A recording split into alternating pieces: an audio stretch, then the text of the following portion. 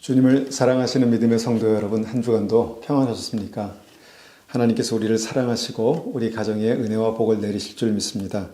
우리가 주님 앞에 믿음으로 나아갈 때마다 하나님께서 우리를 사랑하시는 믿음의 증거들이 우리 삶 가운데 나타날 줄 믿습니다. 이 시간에 우리가 주님 앞에 기도하심으로 예배를 시작하겠습니다. 아버지 하나님 감사합니다. 이 시간에 우리가 주님 앞에 믿음으로 나아갑니다. 우리를 붙들어 주시옵소서.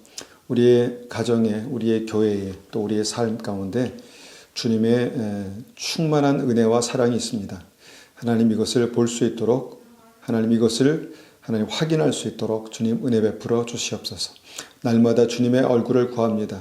주님 우리의 삶 가운데 함께 계셔서 하나님 우리의 삶을 주님 붙들어 주시고 인도하여 주시고 우리 삶 속에서 주님의 영광을 보게 하여 주시옵소서.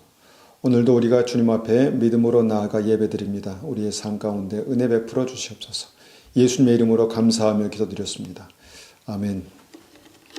이 시간에 하나님의 말씀을 함께 읽고요. 이 말씀을 가지고 기도하기를 원합니다. 오늘 함께 보실 하나님의 말씀은요. 요한일서 2장 15절에서 17절까지의 말씀입니다. 요한일서 2장 15절에서 17절까지의 말씀입니다. 2장 15절에서 17절까지의 말씀 함께 받들어 읽겠습니다.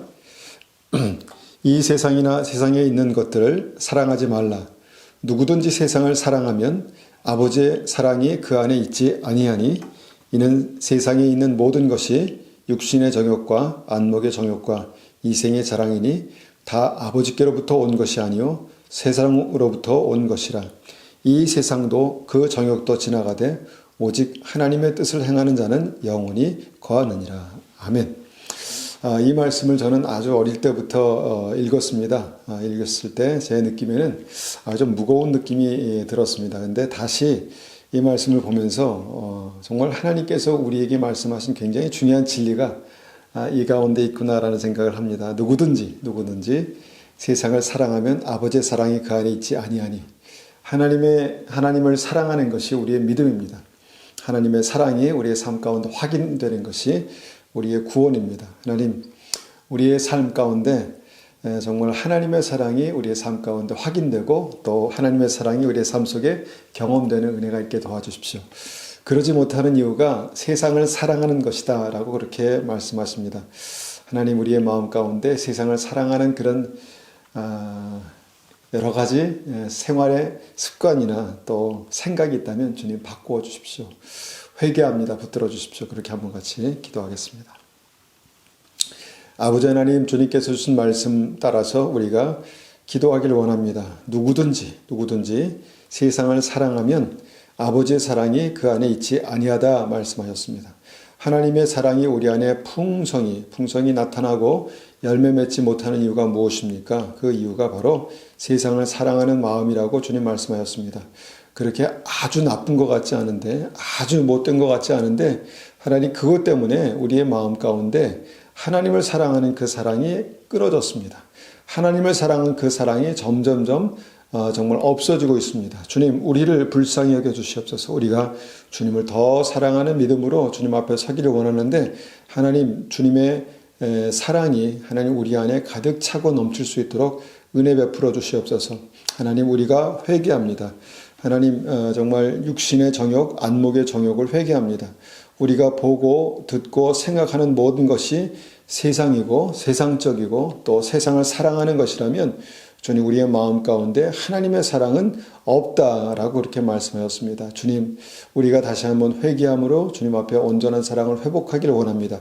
우리를 붙들어 주시옵소서. 우리의 삶 가운데 하나님의 놀라운 은혜와 하나님의 놀라운 사랑이 우리의 삶에 가득가득 채워줄 수 있도록 주님 은혜 베풀어 주시옵소서. 주님 감사합니다. 예수님의 이름으로 감사하며 기도드렸습니다. 아멘. 이 시간에 우리가 함께 주님을 찬송하시겠습니다. 찬송 492장입니다. 492장 같이 찬송하시겠습니다.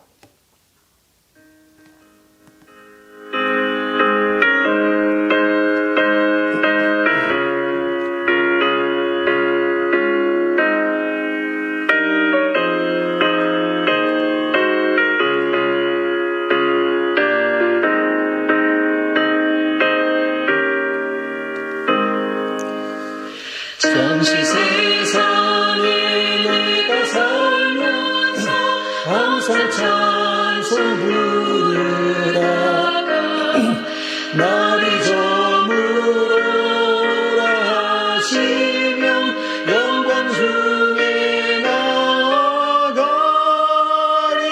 열린 천국 문 내가 들어가 세상 짐을 내려놓고 빛나며 유한 바다 쓰고서 주와 함께 길이 살리.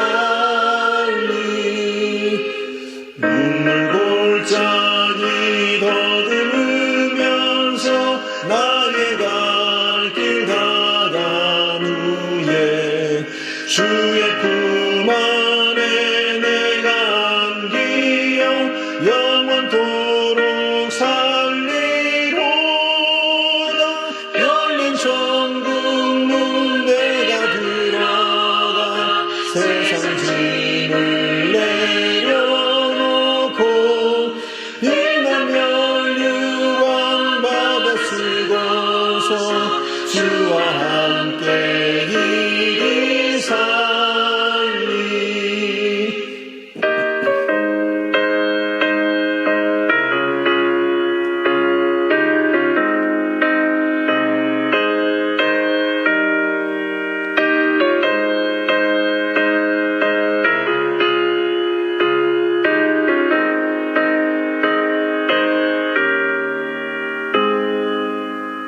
나의 가는 길 멀고 험하며 산은 높고 고른 깊어 고난 나의 몸 쉴 곳 없어도 복된 날이 밝아오리. 열린 천국 문 내가 들어가 세상 짐을 내려놓고 빛나며 유한 바다 쓰고서 주와 함께 길이 살리. 한숨 가시고 죽음 없는 날 사모하며 기다리다니.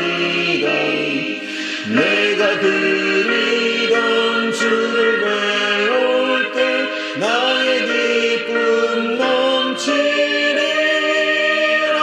열린 천국 문 내가 들어가 세상 짐을 내려놓고 빛나며 유한 바다 쓰고서 주와 함께 길이 살리.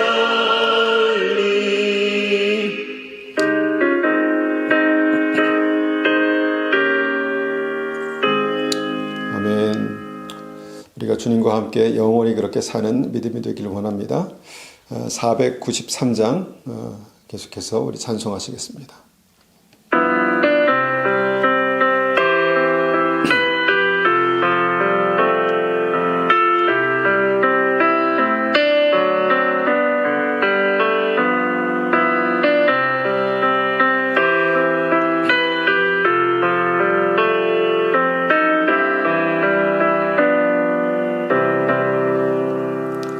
하늘 가는 밝은 길이 내 앞에 있으니 슬픈 일을 많이 보고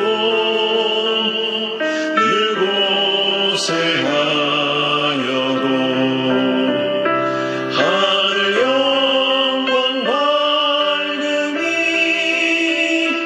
어둠 그늘에 치니 예수 공로를 의지하여 항상 빛을 보도다. 내가 염려하는 일이 세상에 많은 주 속에 근심 밖에 걱정 늘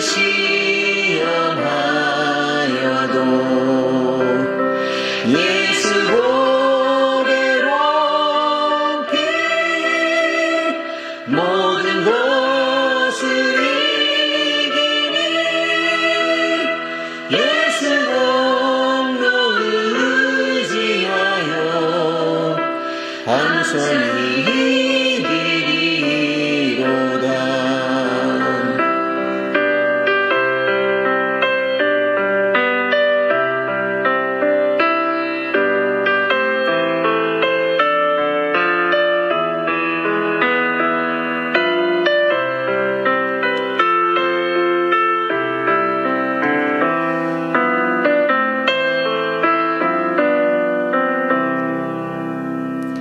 내가 천성 바라보고 가까이 왔으니 아버지의 영광 집에 나 쉬고 싶어도 난 부족하여도 영접하실 터이니 영광 나라 계신 분 우리 구주 예수라.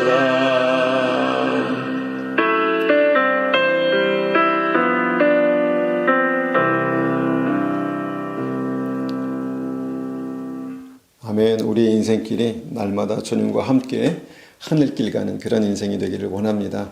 이 시간에 우리가 주님 앞에 믿음으로 감사와 예물을 드리겠습니다. 하나님 앞에 감사의 기도로 귀하게 드리는 그런 시간 우리가 갖겠습니다.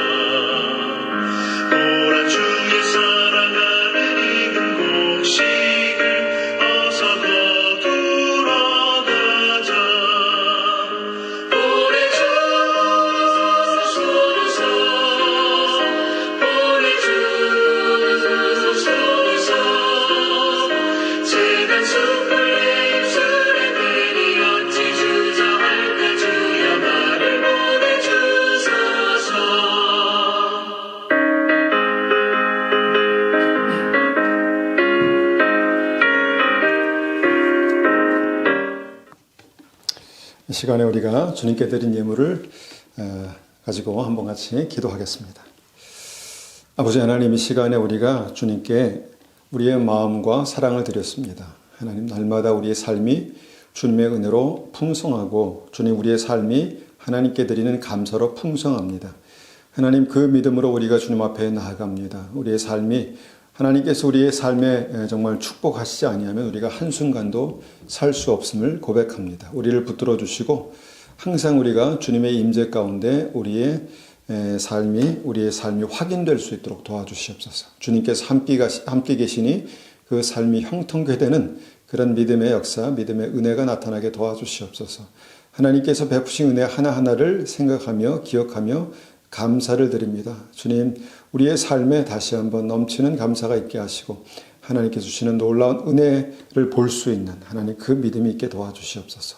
주님 감사합니다. 예수님의 이름으로 감사하며 기도드렸습니다. 아멘. 아멘. 이 시간에 우리가 함께 나눌 말씀의 제목은요, 죄의 뿌리입니다. 죄의 뿌리. 그러니까 죄를 우리가 안다라고 생각합니다. 그런데 그 죄의 뿌리를 파고 들어가서 그 죄가 어디에 뿌리 내리고 있는가에 대해서 우리가 많이 생각하지 못하는 것이 사실입니다. 이것을 왜 우리가 생각해 봐야 하냐 하면요.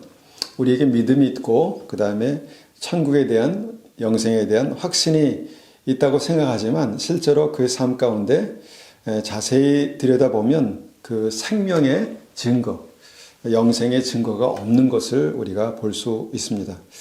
그러니까 우리가 믿음을 가지고 분명히 하나님의 나라에 들어갈 확신이 있었는데 죽음 직전에, 죽음 직후에 자기가 갈 곳이 지옥이라는 것을 알게 된다면 얼마나 불행할까요? 그런 사람이 성경에 있었죠. 우리가 잘 알고 있는 사역자들, 불법을 행하는 사역자들이 있었습니다. 그 사람들은 사역자였습니다. 예수님을 분명히 믿었고요. 그래서 헌신했고, 그래서 사역했습니다. 사역까지 했습니다. 그래서 자기의 구원에 대해서는 누구보다도 아마 확신했을 것입니다. 그런데 예수님은 그들에게 지옥을 선포하셨죠. 불법을 행하는 자들아 나에게서 떠나가라. 자, 이 마지막 선고, 그 인생에 대한 마지막 선고를 듣고 그 사람들은 얼마나 황당했을까요? 그들이 얼마나 황당했는가 말씀에 자세히 나오는데 그 말씀을 한번 읽어보겠습니다. 마태복음 7장 22절입니다. 마태복음 7장 22절. 마태복음 7장 22절입니다. 7장 22절. 22절 23절 받도록 읽습니다. 그날에 많은 사람이 나더러 이르되 주여 주여 우리가 주의 이름으로 선지자 노릇하며 주의 이름으로 귀신을 쫓아내며 주의 이름으로 많은 권능을 행하지 아니하였나이까 하리니 그때 내가 그들에게 밝히 말하되 내가 너희를 도무지 알지 못하니 불법을 행하는 자들아 내게서 떠나가라 하리라.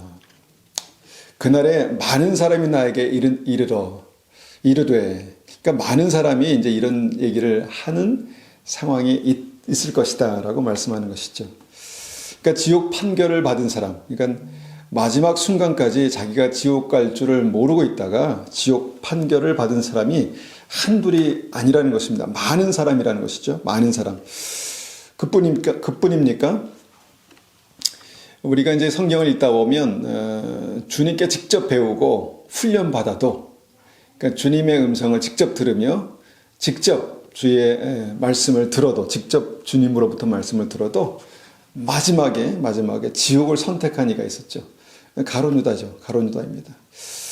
이 두 부류의 사람을 우리가 생각할 때 정말 확신이 있었고 누구보다 정말 천국 갈 수 있을 만한 그런 환경에 있었지만 지옥 심판을 받았다는 것입니다. 그리고 우리가 이 상황들을 생각해 보면서 그들이 왜 지옥 판결을 받았을까? 그 결정적인 이유가 무엇일까를 한번 생각해 보자는 것이죠.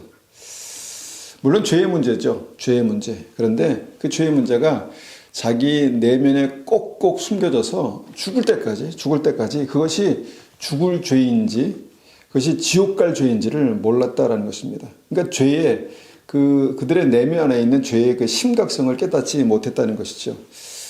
여러분, 그렇게는 되지 말아야 되겠죠. 그렇게는 되지 말아야겠습니다.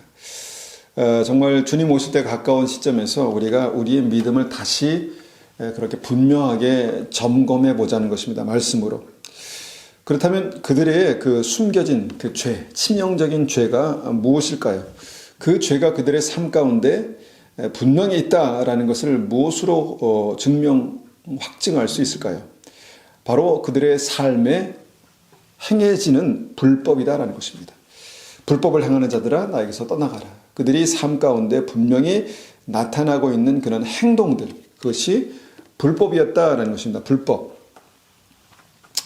우리가 한 군데 말씀을 더 보겠습니다. 마태복음 13장 39절입니다. 마태복음 13장 39절에부터 43절까지 말씀 봅니다. 13장 39절입니다. 가라지를 뿌린 원수는 마귀요, 추수 때는 세상 끝이요, 추적꾼들은 천사들이니 그런즉 가라지를 거두어 불에 사르는 것 같이 세상 끝에도 그러하리라. 자, 세상 끝에서 나타나는 추수의 때에 나타나는 일들을 말씀하십니다. 41절입니다. 인자가 그 천사들을 보내리니 그들이 그 나라에서 모든 넘어지게 하는 것과 또 불법을 행하는 자들을 거두어내요. 여기도 나오죠. 불법을 행하는 자들을 거두어내셨다는 것입니다. 거두내어 42절 풀무불에 던져 넣으니 거기서 울며 이를 갈게 되리라. 그때 의인들은 자기 아버지 나라에서 해와 같이 빛나리라. 귀 있는 자는 들으라. 자, 여기서 마지막 때에 다시 한번 주목해서 보게 되는 지옥 가는 사람들의 특징이 무엇입니까? 불법을 행하는 자들, 그들을 거두어내어서 풀무불에 영원한 불에 던져 넣으셨다는 것입니다. 여러분, 불법을 행하는 삶이 회개하지 않은 확실한 증거다라고 말씀하십니다. 그러니까 우리의 삶에 나타나는 모습들이 지옥 가는 모습이 될 수 있고요. 천국 가는 모습이 될 수 있다라고 그렇게 말씀하고 있다는 것입니다. 여러분, 말씀 그대로입니다. 죄의 삭은 사망이죠. 죄의 삭은 사망입니다. 그러니까 죄는 그 시작, 이 싹씨입니다. 싹. 그런데 이것이 자라면 사망의 열매를 그 삶 가운데 여실히 드러나게 되는데 그것이 바로 불법을 행하는 것이다. 이렇게 말씀드릴 수 있다는 것입니다. 여러분, 죄의 결과는요, 분명하게, 극명하게 우리 삶 가운데 나타납니다. 그러니까 인생을 살아가는 데 있어서 죄는 결코 우리의 마음 속에만 감추어질 수 없다는 것입니다. 반드시 드러납니다. 우리의 생각으로, 우리의 삶으로 드러난다는 것이죠. 여러분, 극명하게 정말 죄가 드러나는 것이 무엇입니까? 우리 안에 생명이 있으면요, 그 생명의 빛이 점점 밝아지는 것으로 드러납니다. 그러니까 생명은 반드시 빛으로 나타나죠. 그 죽음은 어떻게 나타날까요? 죽음은 점점점 어둠의 죽음의 그림자로 나타난다는 것입니다. 죽음의 증거, 죽음의 그림자로 어둠으로 점점 그렇게 나타난다는 것이죠. 그 밝음과 어두움의 차이가 무엇입니까? 바로 삶입니다. 삶으로 나타나는 불법과 의라는 것이죠. 여러분, 여기에서 우리가 이제 이 말씀을 생각할 때 근본적인 해결책이 없을까를 고민하게 됩니다. 죄의 열매 하나하나를 우리가 회개하고 돌이키는 것 중요합니다. 그런데 근본적인 문제, 그 죄의 뿌리, 죄의 근원, 이것을 정말 뿌리부터 해결할 수는 없을까, 이런 고민을 하게 되는 것입니다. 그것이 무엇일까요? 근본적인 해결책이 무엇일까요? 바로 믿음의 뿌리인 하나님을 사랑하는 것을 회복하는 것입니다. 하나님을 사랑하는 것이 믿음이죠. 그 하나님을 사랑하는 것이 회복되면요, 이 모든 것들이 회복된다라는 것을 우리가 생각하게 됩니다. 그러면서 봤던 말씀이 무엇입니까? 요한일서 2장 15절이죠. 요한일서 2장 15절 2장 15절 보면요, 이 세상이나 세상에 있는 것들을 사랑하지 말라. 누구든지 세상을 사랑하면 아버지의 사랑이 그 안에 있지 아니하니. 우리의 믿음은 하나님을 사랑하는 것입니다. 하나님은 사랑이십니다. 하나님이 우리 안에 계시면, 예수님께서 우리 안에 주로 계시면 반드시 그의 삶 가운데 하나님의 사랑이 나타나지요. 그런데 말씀이 뭐라고 하십니까? 세상을 사랑하면 아버지의 사랑이 그 안에 없다라고 그렇게 말씀하십니다. 굉장히 단정적으로 단호하게 말씀하시죠. 누구든지 한 사람도 예외 없이 누구든지 세상을 사랑하면 아버지의 사랑이 그 안에 있지 아니하니. 여러분, 우리가 세상을 사랑하면요, 반드시 세상에 있는 것들을 사랑하게 됩니다. 세상에 있는 것이 무엇일까요? 바로 죄입니다. 육신의 정욕, 안목의 정욕, 그 죄를 사랑하게 되었다라는 것입니다. 여러분, 세상을 사랑하면요, 세상을 사랑하는 가운데 나도 모르게 세상 속에 있는 것들이 우리 안으로, 우리 생각 속으로, 우리의 영 안으로 그렇게 들어온다는 것입니다. 나도 모르는 사이에 들어와서 깊이 뿌리 내리기 시작한다는 것입니다. 씨를 뿌리고 뿌리 내리고 열매 맺기 시작한다는 것이죠. 그런데 세상을 사랑하면 아버지의 사랑이 그 안에 있지 않다라고 이렇게 단정적으로 말씀하고 계신다는 것입니다. 하나님을 사랑하는 믿음이 여러분 우리에게 어려운 이유가 바로 이것입니다. 하나님을 사랑하는 것이 믿음이다 라고 그렇게 말씀드리면 하나님을 사랑하는 것이 참 어렵습니다 이렇게 말합니다. 하나님을 사랑하는 것이 무엇입니까? 이렇게 질문하기도 하죠. 자, 우리가 세상을 사랑하는 것이 무엇입니까? 반대로 뒤집어 말하면 세상을 사랑하는 것이 무엇입니까? 너무너무 확실하게 분별이 되지 않습니까? 세상을 사랑하기가 너무너무 쉽습니다. 세상에 있는 것들을 사랑하는 것이죠. 세상에 좋아 보이는 것을 사랑하는 것입니다. 그것을 사랑하면 사랑할수록 아버지의 사랑이 그 안에 없다라는 것이 성경의 말씀이죠. 우리는 이렇게 말할 수 있습니다. 내가 언제 세상을 사랑했습니까? 내가 세상을 사랑했다는 증거가 있습니까? 이렇게 말할 수 있습니다. 증거가 무엇입니까? 증거가 무엇이죠? 핵심은요, 돈입니다. 돈. 재물입니다. 세상을 움직이는 힘, 세상을 움직이는 능력, 세상의 파워, 세상의 아름다움, 그것이 무엇입니까? 바로 재물입니다. 돈입니다. 이 돈을 사랑하면요, 세상을 사랑하게 돼 있습니다. 세상을 사랑하면 돈을 사랑하게 되어 있습니다. 돈을 가지면 세상을 누릴 수 있기 때문에 돈과 세상을 이렇게 딱 아주 긴밀하게 붙어 있습니다. 돈 얼마나 매력적입니까? 돈 얼마나 좋습니까? 그런데 세상을 사랑하지 말라라고 하신 주님께서 이렇게도 말씀하셨습니다. 마태복음 6장 24절을 보면요. 마태복음 6장 24절 우리가 잘 아는 말씀입니다. 한 사람이 두 주인을 섬기지 못할 것이니 혹 이를 미워하고 저를 사랑하거나 혹 이를 중히 여기고 저를 경히 여김이라. 너희가 하나님과 재물을 겸하여 섬기지 못하느니라. 둘 중에 하나만 사랑할 수 있다는 것입니다.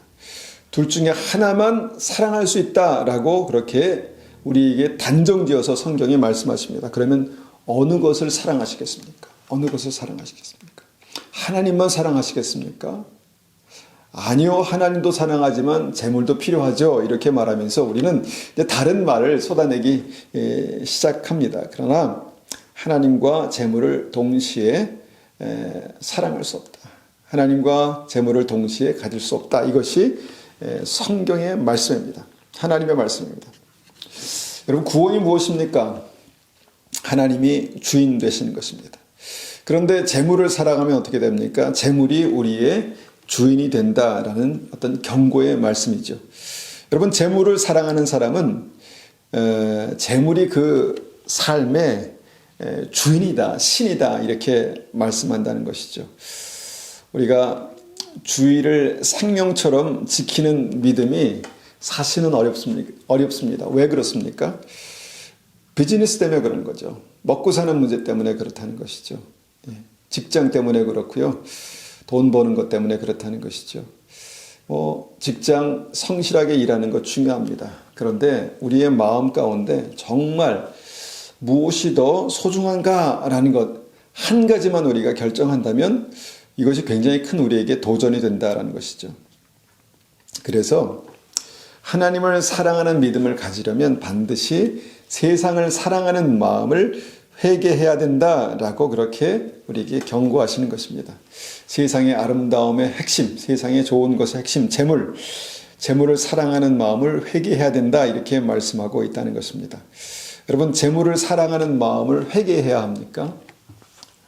재물을 사랑하는 마음이 정말 그렇게 치명적으로 악한 죄입니까? 우리에게 참 이것이 어려운 질문입니다. 그런데 이것이 죄의 시작입니다. 죄의 뿌리입니다. 육신의 정욕, 안목의 정욕 이런 것들이 세상으로부터 오는 것인데 우리를 병들게 하는 치명적인 죄의 시작, 죄의 뿌리들이죠. 여러분, 이 세상이 우리에게 어떻게 들어옵니까? 세상이 우리에게 어떻게 들어오죠? 바로 우리의 눈과 귀와 생각으로 들어옵니다. 우리가 보는 것을 통해서, 우리가 듣는 것을 통해서 우리의 생각이 바뀌는데요. 우리가 보고 듣는 것이 무엇입니까? 바로 세상입니다. 보고 듣는 것이 하나님이라면 참 좋겠는데 보고 듣는 것의 90% 이상이 세상이다라는 것입니다. TV를 통해서, 인터넷을 통해서, 큰 매스미디어를 통해서 바로 세상을 보게 되는 것이죠. 그래서 내가 원하든 원치 않든 간에 세상은 계속해서 우리 안으로 그렇게 들어오게 된다는 것입니다. 이것을 말씀으로 필터링하지 않으면, 걸러내지 않으면 세상은 계속해서 무방비 상태로 우리 안에 그렇게 들어와서 우리 안에 뿌리 내릴 것이다라는 것이죠. 우리 눈과 귀를 통해서 들어온 세상이요, 우리의 생각, 사고방식을 조금씩 바꿨습니다. 조금씩 바꿔내고 있습니다. 결과 우리는 정말 하나님의 사랑에서 조금씩 멀어지고 있다는 것입니다.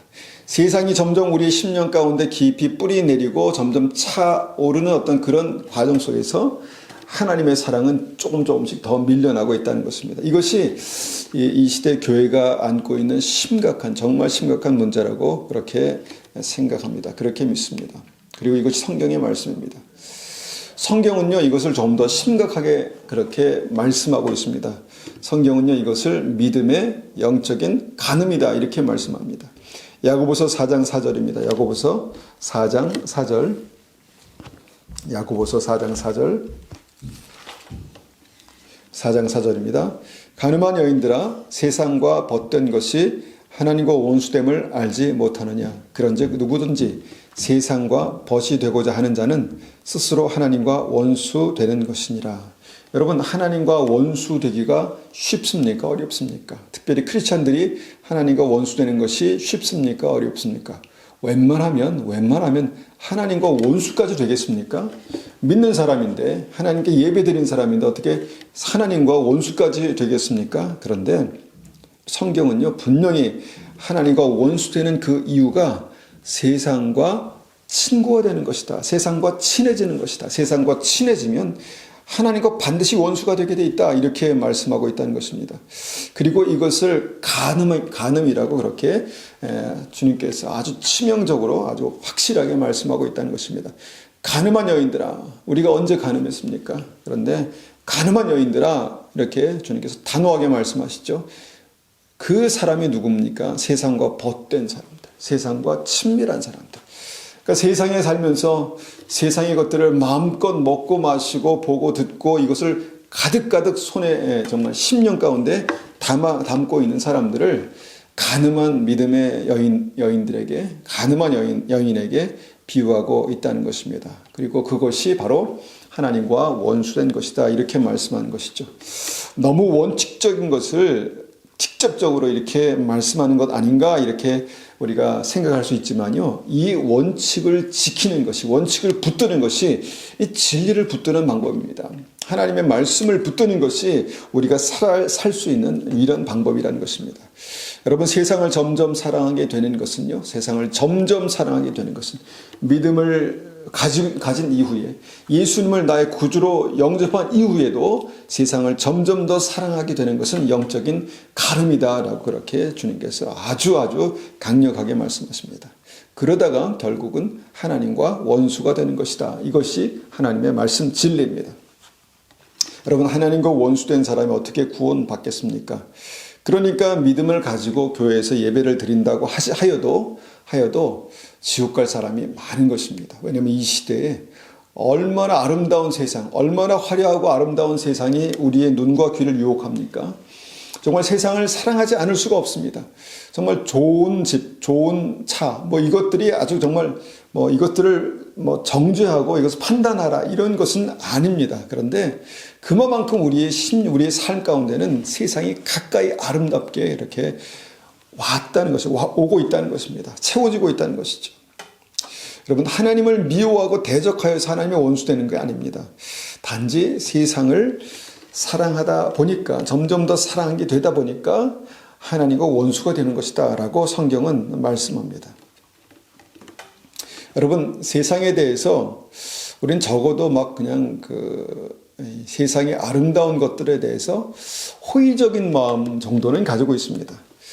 거기서 좀 나가보면, 좀 더 가다 보면 좀 세상과 친해지려고 하는 어떤 그런 마음도 가질 수 있습니다. 그런데 그것이 하나님과 원수가 되는 것이다 라고 성경이 말씀하시죠. 여러분, 세상과 친해지려는 사람들이 누굴까요? 세상과 친해지려는 사람.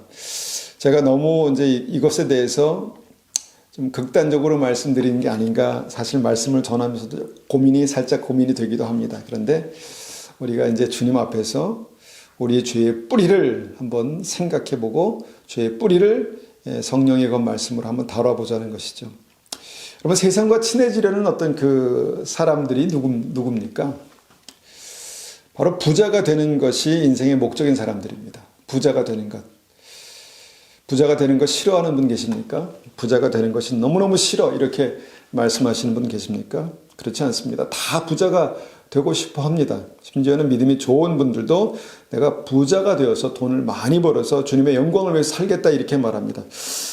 그것은 핑계입니다. 그럴 수 없습니다. 그럴 수 없습니다. 지금 하나님의 영광을 위해 살지 못하면 부자가 되면 더 어렵습니다. 더 어렵습니다. 낙타가 비대해지고 살쪄서 더 커지면 바늘구멍은 더 작아지는 것입니다. 더 들어갈 수 없습니다.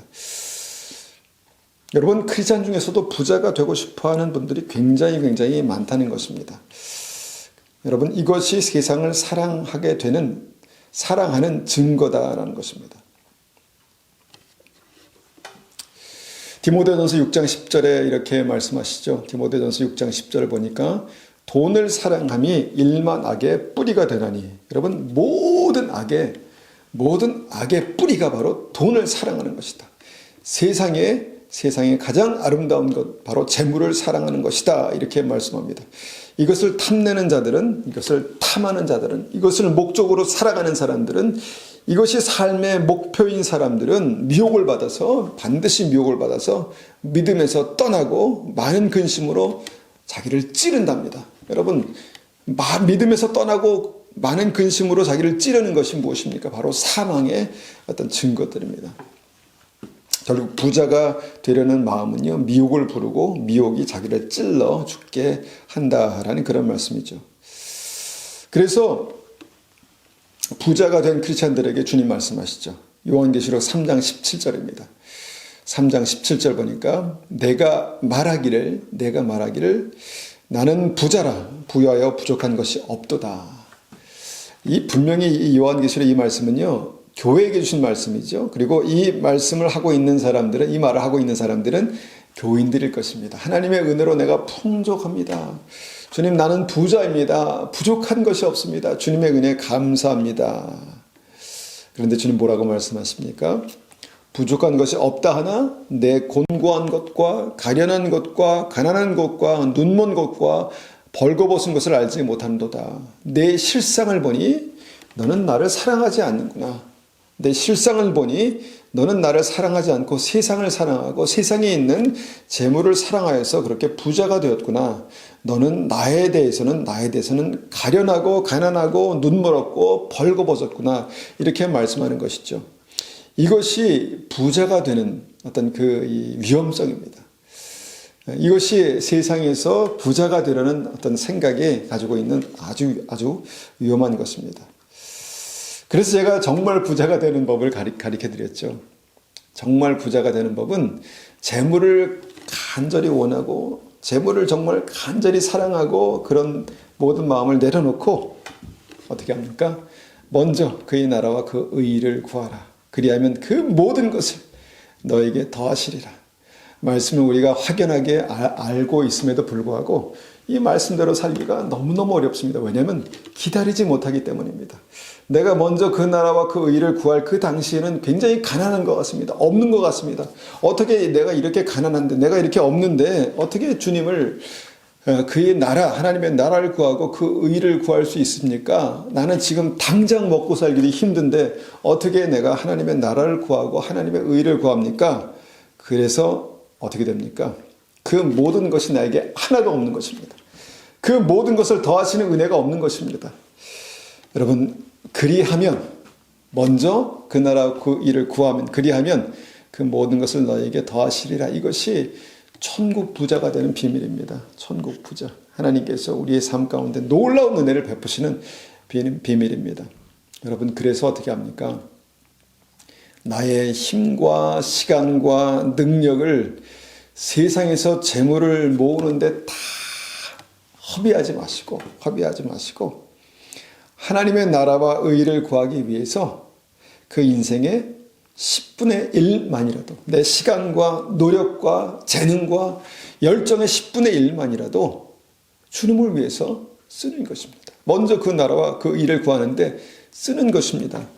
하루에 일주일에 하루는 돈 버는 일을 하지 않고요. 주님의 영광을 구하는 그 일을 위해서 사용하는 것입니다. 먼저 일주일의 그 첫날을 하나님의 영광을 위해서 쓰는 것입니다. 여러분, 나의 재물의 10분의 1 정도는 주님의 영광을 위해서 드릴 수 있는 믿음입니다. 이것이 진짜 믿음입니다. 여러분, 이것이 왜 중요합니까? 이것이 주님의 나라와 그 의를 구하며 살겠다는 믿음의 의지에 대한 어떤 증거입니다. 나에게 그런 의지가 있습니까? 주님의 영광과 그 의를 구하며 살겠다는 그 의지가 있습니까? 이것이 우리의 삶 가운데 믿음의 증거다라는 것입니다. 그런데요, 세상은 절대로 그 10분의 1마저, 그 7일 중에 하루마저 우리에게 넉넉하게 허락하지 않습니다. 틈을 주지 않습니다. 늘 빈곤하고, 늘 부족하고, 늘 모자라고, 늘 여유가 없습니다.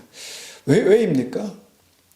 세상이 주는 풍성함을 보니까 나에게는 그것이 없다라고 늘 생각하기 때문입니다. 그래서 많은 사람들이요, 세상과 재물을 사랑하게 되는 그 위험한 경계선을 넘어가는 것입니다. 그 10분의 1의 경계선을 넘어가고 그 7분의 1의 경계선을 넘어가는 것입니다. 이것이 바로 욕심의 시작입니다. 여기서부터 가난하게 되는 것입니다. 여기서부터 문제가 생기는 것입니다. 여러분, 이 욕심의 경계선, 여기에 선 두 남자가 있었습니다.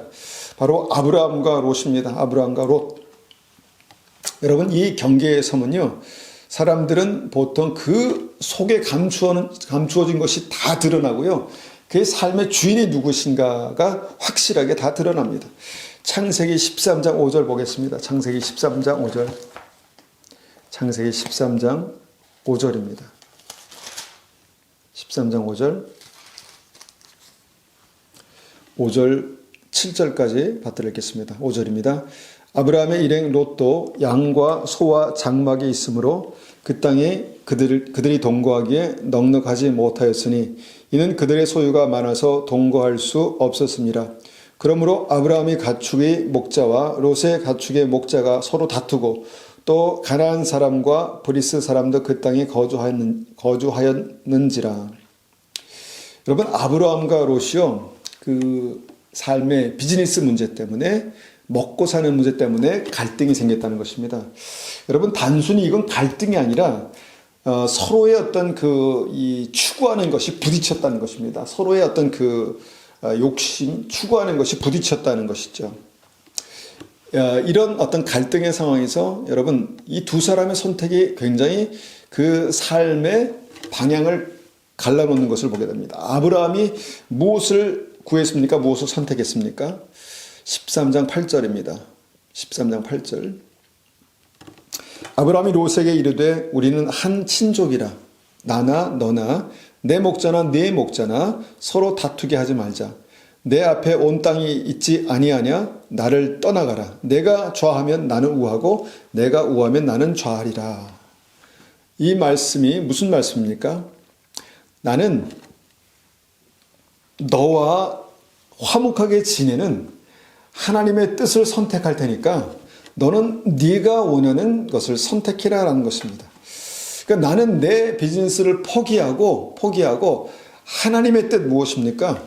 화평케 하는 자가 되는 것입니다. 화평케 하는 자가 되는 이 삶을 내가 선택할 테니까 너는 너의 삶을 택해라, 이렇게 말했다는 것입니다. 그러니까 이 말씀에서 굉장히 단순한 말씀이지만 아브라함은요, 그의 삶 가운데 정말 가장 우선순위에 두었던 것이 부자가 되는 것이 아니었다는 것입니다. 가장 우선순위에 두었던 것이 비즈니스가 아니었다는 것입니다. 돈 버는 게 아니었다는 것입니다. 이해할 수 없죠? 예, 아브라함은 그랬습니다. 아브라함은요, 재물 욕심으로 살지 않았습니다. 하나 더 가지고 하나 더 모으고 하나 더 불리고 이런 것에 마음을 뺏기지 않았다는 것입니다. 어떨 때요? 하나님의 의와 삶이, 어떤 그 세상의 의가 세상의 삶이 하나님과 세상에 부딪히기 때문에 그랬다는 것이죠. 하나님께서 기뻐하시는 것이 무엇인가를 고민했다는 것입니다. 아브라함은 하나님의 의를 선택하고요. 하나님의 나라, 하나님의 의를 구하는 삶을 선택했습니다. 성령의 열매죠. 화평, 자비, 양선 이런 것을 선택했다는 것입니다. 왜 그랬습니까? 하나님 때문에 그랬습니다. 하나님과의 관계 때문에, 믿음 때문에 그랬다는 것이죠. 반면에 롯은 무엇을 선택했을까요? 롯은 무엇을 선택했습니까? 10절입니다. 13장, 창세기 13장 10절, 11절입니다. 이에 롯이 눈을 들어 요단 지역을 바라본즉 소알까지 온 땅에 물이 넉넉하니 여호와께서 소돔과 고모라를 멸하시기 전이었으므로 여호와의 동산 같고 애굽 땅과 같았더라. 그러므로 롯이 요단 온 지역을 택하고 동으로 옮기니 그들이 서로 떠난지라. 자, 롯이 무엇을 바라보았습니까? 아브라함이 하나님을 바라보고 하나님의 뜻을 바라보고 그 나라와 그 의를 바라본 그 시각에, 그 동시에 롯은요 세상을 바라봤습니다. 넉넉함과 풍성함과 부요함을 바라봤습니다. 그것이 그것이 무슨 그렇게 큰 잘못입니까? 이렇게 이제 말할 수 있는데요. 그 롯의 생각 속에 있는 그 세상적인 사고방식, 세상의 부와 풍성함을 사랑하는 그 마음 자체가 여기서 드러났다는 것입니다. 그러니까 하나님을 믿긴 믿지만 그의 삶 가운데 그 삶의 모든 선택의 우선순위가 바로 풍성함, 세상의 풍성함이었다라는 것입니다. 그래서 항상 그의 삶을 보면요, 항상 부자가 되는 것, 많이 가지는 것, 풍성하게 누리는 것, 이것이 그 삶의 우선순위였습니다. 롯은 그렇게 생각 속에서 세상의 원리 원칙에 그렇게 꽉 잡혀 있었다라는 것입니다. 선택의 문제가 정말 삶에 부딪히면 항상 먼저 세상을 구하는 삶, 믿음 안에도 분명하게 이렇게 있을 수 있습니다. 그래서 정말 무엇을 선택할 것인가를 고민할 때 세상의 부를 따라가는 삶이 있었다라는 것입니다. 하나님에 대해서, 하나님의 생각에 대해서, 하나님의 뜻에 대해서는 별로 머릿속에 안중에 없었다는 것입니다. 우리가 이제 이런 상황들을 보면서 그럼 인생에서 이런 문제를 만날 때마다 항상 부를 포기해야 됩니까? 라고 그렇게 질문할 수 있죠. 부를 포기하라는 것이 아닙니다. 하나님의 뜻이 어디 있을까를 고민해 보라는 것입니다. 그것이 정말 어떤 선택인 간에 그 선택의 의도를 하나님께서 보십니다. 내가 왜 이 고민을 하고 있는가를 하나님께서 보신다는 것입니다. 부를 포기하라는 말이 아닙니다. 하나님의 뜻을, 하나님의 의를 구하라는 것입니다. 먼저 그 나라와 그 의를 구하라는 말씀입니다. 하나님께서 이런 어떤 선택의 결과를 어떻게 보셨을까? 여러분 생각해 보십시오. 여러분, 많은 사람들이 부를 쫓아간다고 해서요, 다 부자가 되는 것이 아닙니다. 그렇지 않습니까? 부를 원하고 부를 추구하고 그것을 모으지만 다 부자가 되지는 않습니다. 여러분, 그 순간 내가 어떤 선택을 하는 그 순간에는요, 뭔가 내 손에 뭔가 이 재물이 들어온 것 같습니다.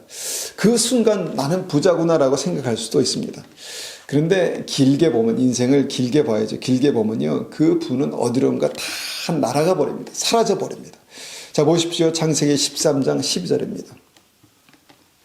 아브라함은 가나안 땅에 거주하였고 롯은 그 지역의 도시들에 머무르며 그 장막을 옮겨 소돔까지 이르렀더라. 자, 롯이요, 이렇게 세상적인 어떤 기준으로 그 삶의 선택을 따라가다 보니까 그 다다른 곳이 어디였습니까? 바로 하나님께서 불로 멸망하실 수밖에 없었던 죄악의 도시 소돔이었습니다. 소돔과 고모라.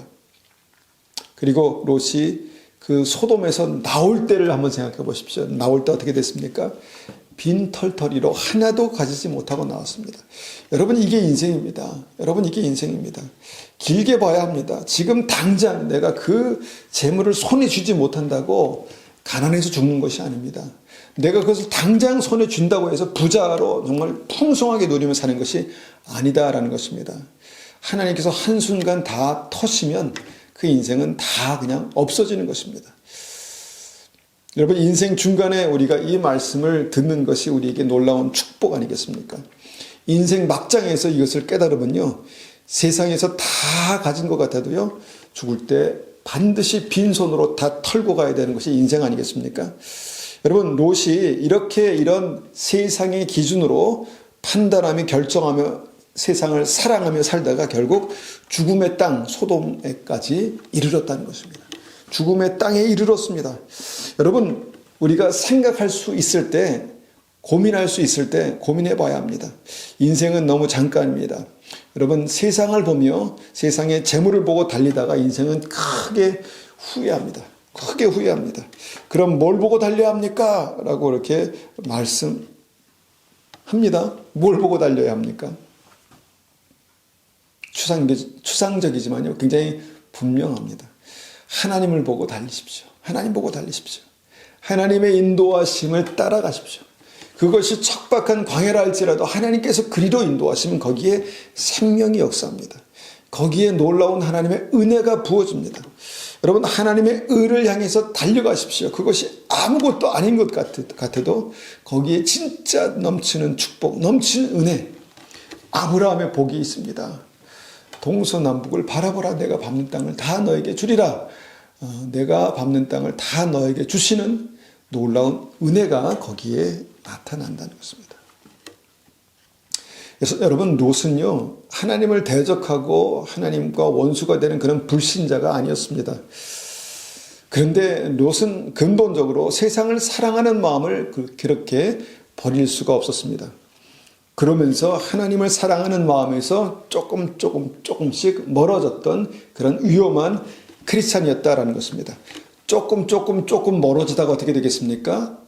하나님과 원수가 될 수 있다는 것입니다. 그래서 롯은 세상을 사랑하는 그의 마음을 회개해야 했습니다.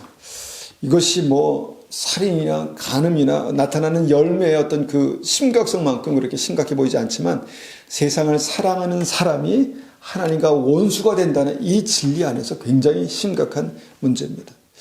여기서 우리는 회개해야 하는 죄의 뿌리가 무엇인가를 보게 되는 것입니다. 여러분, 세상을 사랑하는 마음, 세상을 사랑하는 습관, 세상을 사랑하는 그 생각, 사고방식, 이것을 우리가 회개해야 합니다. 세상의 불을 그렇게 따라가는 어떤 모습들, 이것을 회개해야 한다는 것입니다. 이것이 굉장히 어떤 분들에게는 거슬리는 말씀일 수도 있다라고 봅니다. 많은 사람들이 아무 생각 없이 부자가 되고 싶어 합니다. 물론 부자가 되십시오. 그래서 하나님의 영광을 사십시오. 그런데 부자가 되려 하면 문제가 될 수도 있습니다. 심각한 문제가 될 수 있습니다. 그냥 성실하게 하루하루 감사하며 자족하며 만족하며 살아가십시오. 주님께서 함께 계시면 주님의 뜻을 구하고 그 의를 구하면 하나님께서 우리의 삶을 축복하십니다. 여러분, 계속해서 롯은요, 이렇게 세상의 풍성함을 따라갑니다. 그렇게 살아갑니다. 그리고 소돔성에 그렇게 살게 되고 이 소돔성에서 또 한 번의 어떤 위기를 만나죠. 그때 롯이 회개하지 않았다라는 그 증거들이 그 삶에 또 한 번 드러나게 됩니다. 창세기 19장 1절에서 8절까지 말씀입니다. 창세기 19장 1절에서 8절입니다. 좀 길지만 제가 이것을 쉬운 성경으로 한번 읽어보겠습니다. 창세기 19장 1절에서 8절입니다. 밤이 되자 두 천사가 소돔에 찾아왔습니다. 롯은 소돔 성문 가까이 앉아 있다가 그들을 보고 자리에서 일어나 그들에게 다가가 땅에 엎드려 절을 했습니다. 롯이 말했습니다. 내 주여, 제발 제 집으로 오셔서 발도 씻으시고 하룻밤 묵어 가십시오. 그러시다가 내일 아침에 일찍 일어나 길을 떠나시면 되지 않겠습니까? 천사들이 대답했습니다. 아니요, 우리는 거리에서 오늘 밤을 지내겠소. 그러나 롯이 간곡히 권하자 그들은 롯의 집으로 들어갔습니다. 롯은 음식을 준비했습니다. 롯이 누룩을 넣지 않은 빵을 구워주자 그들이 빵을 먹었습니다. 그들이 잠자리에 들기 전 소돔성의 온 마을에서 남자들이 몰려와 롯의 집을 에워쌌습니다. 그 가운데는 젊은이도 있었고 노인도 있었습니다. 그들이 롯에게 소리쳤습니다. 오늘 밤 너에게 온 사람들이 어디에 있느냐? 그들을 우리에게 끌어내라. 그들을 욕보여야겠다. 그들을 이제 강간하겠다는 것입니다. 롯이 밖에 있는 사람들에게 나가서 뒤로 문을 닫아 걸었습니다. 롯이 말했습니다. 형제들이여, 이런 나쁜 일을 하면 안 돼요. 자, 나에게 남자와 잠자리를 같이 한 적이 없는 딸 둘이 있어. 그 애들을 드릴 테니 당신들이 좋을 대로 하시오. 하지만 이 사람들에게 아무 짓도 하지 마시오. 그분들은 내 집에 들어온 손님이기 때문이요. 여러분, 여기에서 이 말씀을 보면서 롯의 문제가 뭔가가 보십니까? 롯의 문제가 뭔가요? 그의 사고방식입니다. 사고방식. 그 세상에 정말 익숙해져서 그 세상과 세상의 방식대로 타협하는 어떤 그런 사고방식입니다. 여러분, 이 손님으로 온 두 천사를 강간하겠다고 밤에 마을 사람들이, 남자들이 찾아왔습니다. 그때 롯이 뭐라고 말합니까? 시집가지 않은 두 딸이 있는데 대신 내주겠으니, 두 딸을 주겠으니 당신들 마음대로 하시오. 이렇게 말합니다. 여러분, 이것이 하나님께서 기뻐하시는 결정일까요? 하나님께서 이런 행동을, 야, 네가 정말 나의 그 종들을, 나의 천사들을 지키기 위해서 너의 딸들을 그렇게 내어주는구나. 이것을 기뻐할까요? 하나님 기뻐하실까요? 여러분, 이것이 굉장히 자기 딸들을 희생하는 선한 결정 같지만요. 세상을 단호하게 끊지 못해서, 세상에게 노하지 못해서 세상과 타협하는 그런 어떤 모습, 그런 모습입니다. 세상과 타협하는 그런 신앙의 모습입니다. 여러분, 우리에게 믿음을 지키기 위해서는요, 어느 때는 굉장히 단호함이 필요합니다. 안 됩니다. 내가 맞아 죽어도 no, 안 됩니다. 라고 그렇게 말하는 것이 필요합니다. 그런데 롯은요, 소돔에서 살면서 그 세상의 중심에 살면서 그 마음 안에 세상의 방식대로 타협하는 그런 어떤 삶이 묻어 있었다는 것입니다. 그러니까 소돔 사람과 자기 두 딸을 놓고 지금 타협하고 있습니다. 이것을 줄 테니 나에게 해를 끼치지 마십시오. 이 천사들에게 해를 끼치지 마십시오. 이렇게 말하고 있다는 것입니다. 이것이 세상의 어떤 그 습관과 생각이 롯의 마음 가운데 깊이 뿌리 내리고 있는 증거들입니다. 창세기 19장 15절 계속 봅니다. 15절 16절. 이튿날 새벽이 되자 천사들이 롯에게 빨리 떠날 것을 요구했습니다. 서둘러 여기 있는 두 아내와 두 딸을 데리고 나가시오. 죄악으로 인해 이 성에 심판이 임할 때 당신들이 죽는 것을 막기 위해서요. 그래도 롯이 머뭇거리자 그 사람들은 롯과 그의 아내와 두 딸의 손을 잡아 끌고 성 밖 안전한 곳으로 데리고 나갔습니다. 이처럼 여호와께서는 롯과 그의 가족에게 자비를 베푸셨습니다. 여러분, 여기에서도 우리가 보면은 그 세상의 중심 소돔을 떠나지 못해서 머뭇거리는 어떤 이 롯의 모습을 보게 됩니다. 여러분, 하나님께서 멸망하시려고 하시는데, 여러분, 여기에 불바다가 되는데 떠나지 않을 이유가 뭐가 있겠습니까? 그런데 롯이 머뭇거립니다. 떠나지 못합니다. 믿지 못하는 것이죠. 믿음이 없다는 것입니다. 그런데 그런 롯에게 하나님께서 은혜를 베푸셨습니다. 롯의 가족들의 손을 잡고 강제로 끌고 나갔다는 것입니다. 천사가. 여러분, 이것이 뭘까요? 이것이 하나님께서 믿는 사람들에게 베푸신 은혜, 바로 고난입니다. 생각이 쉽게 바뀝니까? 삶의 패턴이 쉽게 바뀔까요? 아닙니다. 근데 언제 바뀝니까? 고난이 생길 때 바뀝니다. 아이고, 이렇게 살아서는 안 되겠고, 아이고, 이렇게 살아는 안 되고, 억지로라도 내 생각과 사고방식을 바꾸고 내 삶의 패턴을 바꿔야 되겠다라는 생각을 하게 됩니다. 언제요? 고난이 닥칠 때, 어려움이 닥칠 때 그런 생각을 하게 된다는 것이죠. 나는 하고 싶지 않은데, 나는 그렇게 가고 싶지 않은데 강제로 성령께서 내 손을 잡고 끌어내신다는 것입니다. 이것이 고난의 역사입니다. 성령의 역사죠. 성경은 여호와께서 그렇게 롯의 가족에게 자비를 베푸셨다 이렇게 말씀하십니다. 여러분, 17절을 계속 봅니다. 17절입니다. 두 사람은 이제 천사들이죠. 롯과 그의 가족을 성 밖으로 데리고 나갔습니다. 그 중에 한 사람이 말했습니다. 살려면 이곳을 피해야 하오. 골짜기 어디서든지 뒤를 돌아보거나 멈추지 마시오. 산으로 도망가시오. 그렇게 하지 않으면 당신들도 죽을 것이오.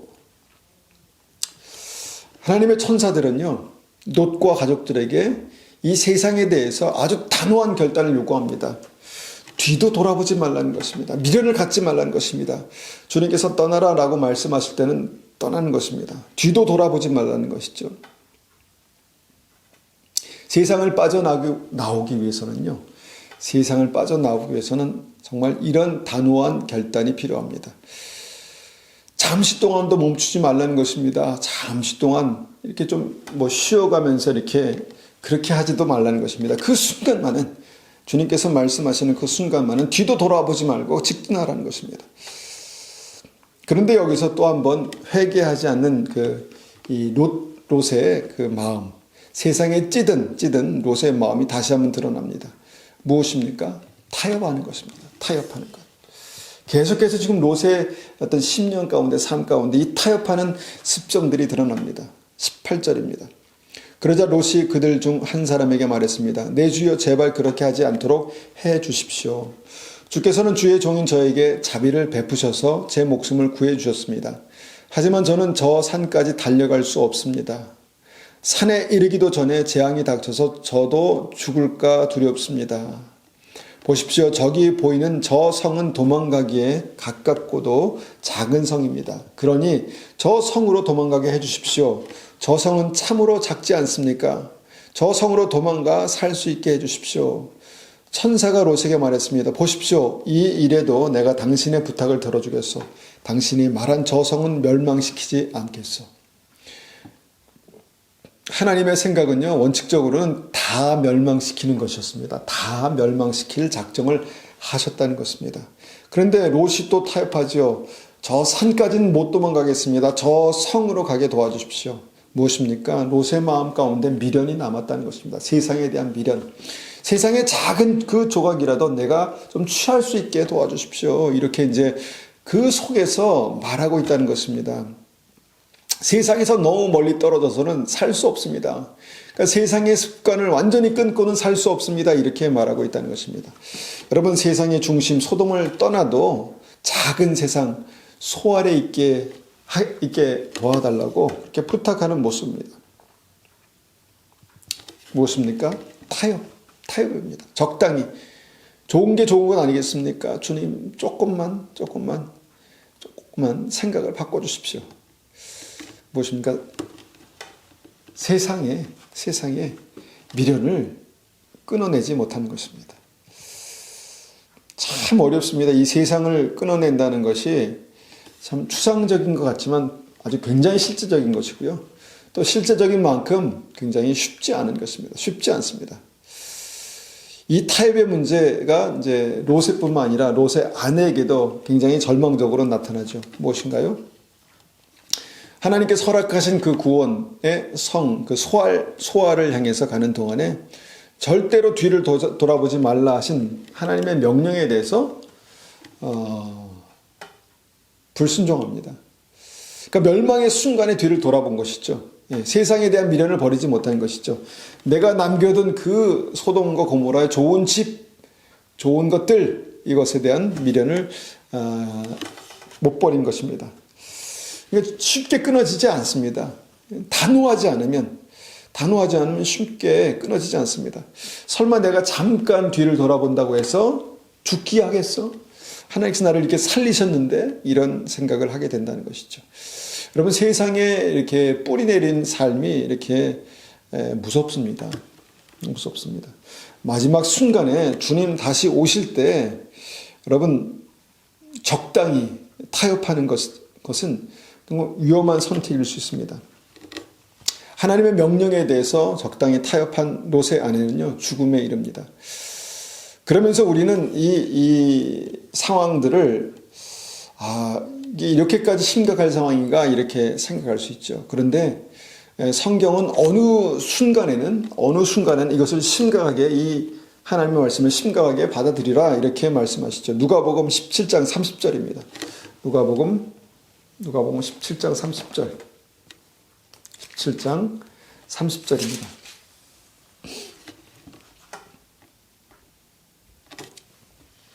30절 인자가 나타나는 날에도 이러하리라. 30절 인자가 나타나는 날에도 이러하리라. 32절 롯의 철을 기억하라. 롯의 철을 기억하라. 자, 마지막 때 인자가 나타나는 날에 이 롯의 철을 기억하라는 것입니다. 언제 기억하라는 것입니까? 주님께서 오실 그때에, 주님께서 오심이 가까울 때에 롯의 철을 기억하라는 것입니다. 이 롯의 처가 왜 죽었는지, 이 소돔의 불구덩이에서 은혜로 빠져나온, 은혜로 건짐을 받은 이 롯의 처가 왜 소활성에 가기 직전에 죽었는지를 기억하라는 것입니다. 무엇입니까? 세상에 대한 미련입니다. 세상에 대한 미련. 무엇입니까? 자기가 가지고 있는 것들에 대한 미련, 타협, 이런 것들입니다. 여러분, 이스라엘 백성들이 홍해를 건넜지만 요단강을 건너지 못한 믿음이 분명히 있습니다. 이 시대에도 그런 믿음이 반드시 있습니다. 은혜로 홍해는 건넜지만 요단강을 건너지 못하는 믿음이 있다라는 것입니다. 마태복음 22장의 말씀처럼 천국잔치의 청함을 받았지만 결국 예복을 입고 탁함을 받지 못해서 천국에 들어가지 못하는 사람이 많다는 것입니다. 많다는 것입니다. 10명의 처녀가 복음을 듣고 함께 주님을 기다렸지만 결국 하나님의 나라의 천국잔치에 들어가지 못한 미련한 50%, 5명의 처녀가 있다는 것입니다. 여러분, 이 마지막 때에 너무너무 안타까운 믿음입니다. 은혜로 구원받은 것 같은데, 은혜로 건짐을 받았는데, 은혜로 죽음에서 건짐을 받았는데 하나님의 나라에 들어가지 못한 믿음, 얼마나 안타깝습니까?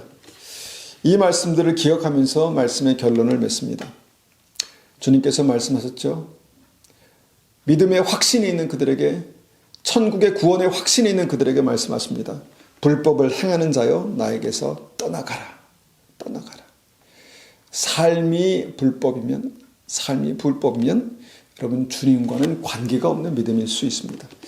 삶이 불법이 뭡니까? 세상을 사랑하고 세상을 추구하고 세상을 원하고 세상을 간직하고 싶은 그런 믿음입니다.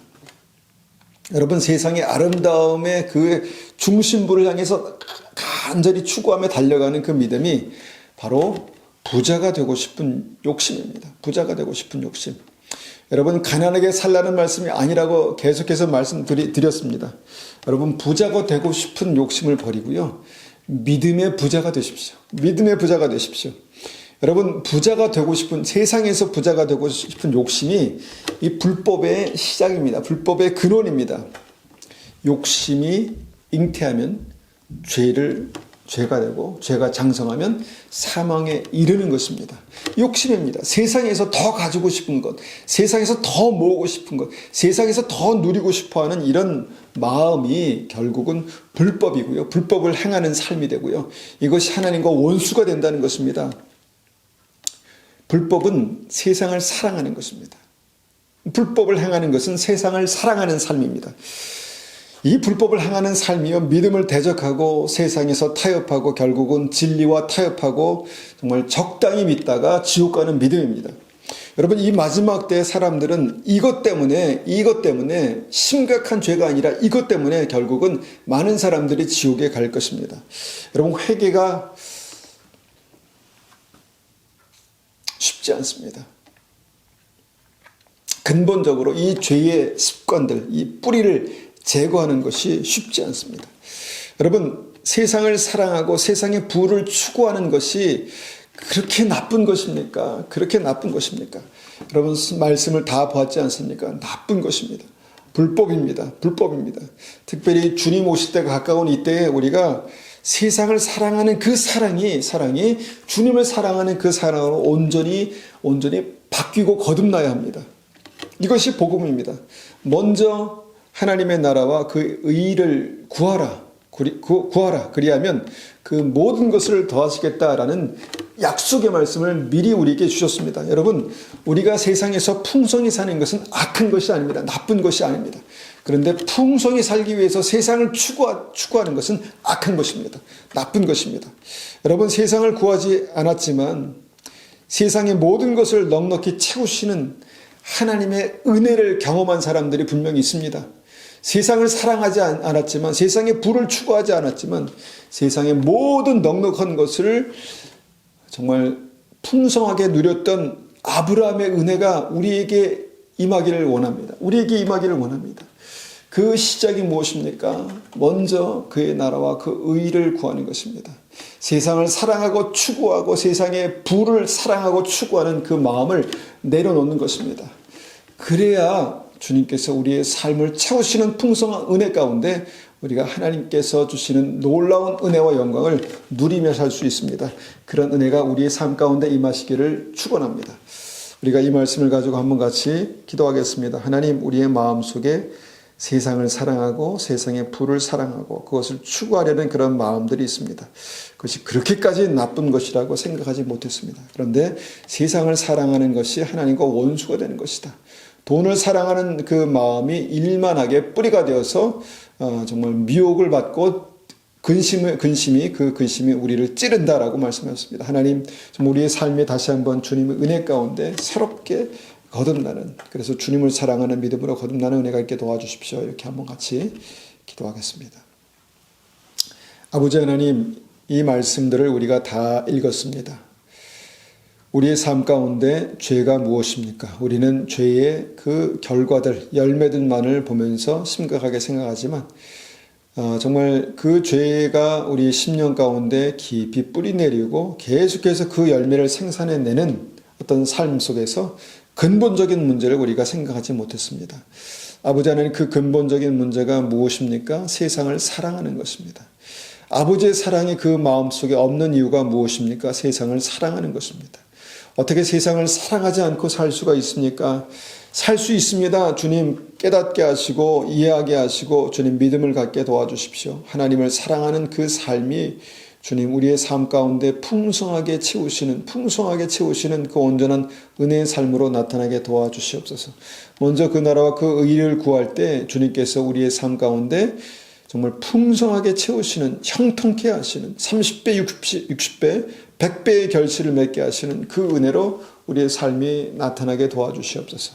우리의 가정 가운데, 우리가 하는 모든 일 가운데, 하나님 우리의 하루하루의 삶 가운데 우리가 성실함으로 하루하루 믿음으로 은혜로 살아가지만 주님 그 삶 가운데 채우시는 하나님의 은혜에 대해서 감사하며 자족하며 영광 돌리며 살 수 있도록 은혜 베풀어 주십시오. 주님, 우리의 삶이 욕심으로 그렇게 채워지지 않게 도와주시고 세상을 추구하며 재물을 추구하며 그렇게 살지 않도록 주님 믿음 주시고 아버지 하나님 우리의 삶 가운데 주신 은혜, 주신 복에 감사하며 살아갈 수 있도록 주님 붙들어 주시옵소서. 주님 감사합니다.